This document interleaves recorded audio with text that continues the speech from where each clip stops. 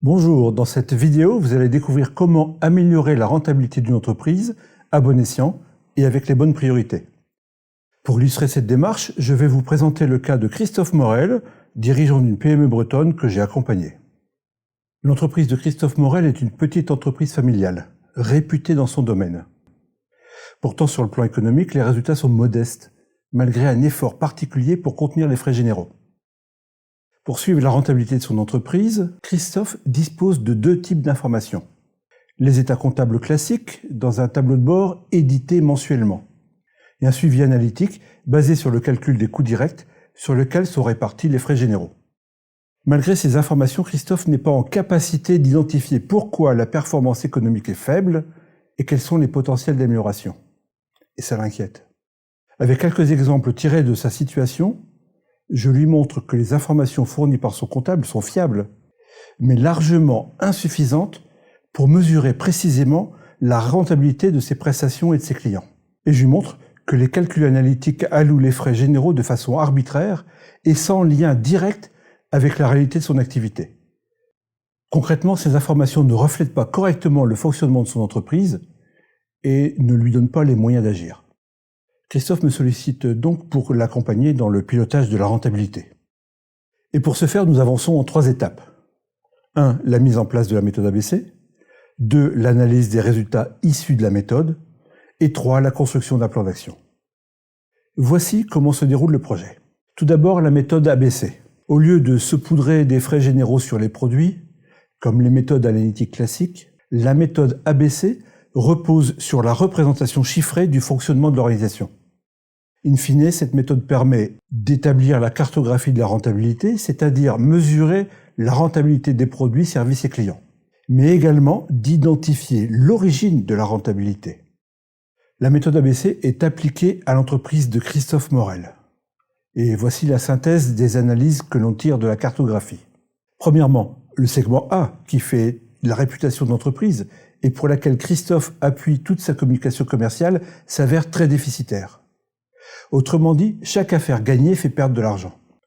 Ensuite, le segment B, considéré comme très concurrentiel, avec des marges réduites, s'avère le seul segment réellement rentable de l'entreprise. Même avec une profitabilité faible, l'important volume d'activité de ce segment tire l'entreprise vers le haut. Et pour finir, les segments C et D ne sont pas prioritairement développés. Ils ne permettent aucun bénéfice, mais dans l'ensemble, ne génèrent pas de pertes. La méthode permet de mettre en évidence ce qui fonctionne correctement et les potentiels d'amélioration. Voici 4 des enseignements principaux. D'abord, on constate que les coûts directs sont bien chiffrés dans les devis, ce qui est rassurant. Cependant, on détecte que 14% des temps passés dans l'atelier sont consacrés à la correction des malfaçons, ce qui correspond à 1 personne sur 7. Le bureau d'études passe 25% de son temps à réaliser en double les plans de conception et les plans de fabrication. Et pour finir, le taux de transformation commerciale s'avère faible, à moins de 30%, même s'il est plus ou moins élevé d'un segment à l'autre. Comme les coûts d'acquisition des clients, c'est-à-dire les charges commerciales et de support nécessaires à la vente, sont importants et différents par segment de clients, l'impact du taux de transformation est déterminant dans la rentabilité de chaque affaire.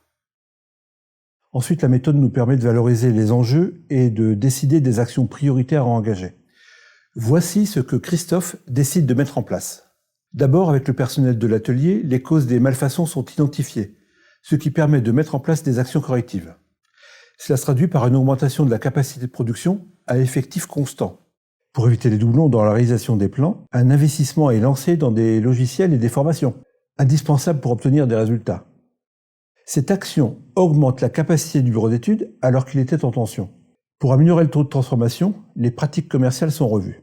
Comme les commerciaux disposent maintenant d'une complète connaissance de la rentabilité de leur dossier, ils ont naturellement tendance à s'orienter vers ce qui est le plus rentable. Au final, les offres commerciales sont mieux ajustées et le taux de transformation s'améliore. Après quelques mois, Christophe et moi faisons le bilan du projet. Clairement, les actions mises en place portent leurs fruits. D'abord, le chiffre d'affaires passe de 4 à 4,7 millions d'euros. Cette augmentation de CA est due à l'amélioration du taux de transformation de 12%. Et elle est rendue possible par les capacités nouvelles de fabrication et d'études dégagées grâce au projet. Mais surtout, côté profitabilité, Le BE qui était en début de projet tout juste positif à 1,5% passe à 4,2% du CA. Au global, augmentation du chiffre d'affaires et augmentation du résultat en pourcentage et en valeur. L'entreprise Morel se porte bien mieux aujourd'hui. Pourtant, Christophe sait qu'il reste des progrès à faire. Maintenant, comme il sait piloter la rentabilité, il décide d'étudier des scénarios de développement en trouvant dans l'approche ABC les réponses à ces questions, comme celle-ci par exemple. Quels sont les segments de clients, actuels ou nouveaux, à privilégier? Comment rendre plus rentable le segment A? Faut-il maintenir l'activité sur les segments C et D? Christophe y voit maintenant beaucoup plus clair sur la gestion et la rentabilité de son entreprise. Il dispose des bonnes informations pour piloter, il construit les plans d'amélioration avec les bonnes priorités et il peut mieux manager ses équipes. Christophe est aujourd'hui beaucoup plus serein. Son entreprise prospère et il peut ajuster sa stratégie pour continuer à la développer.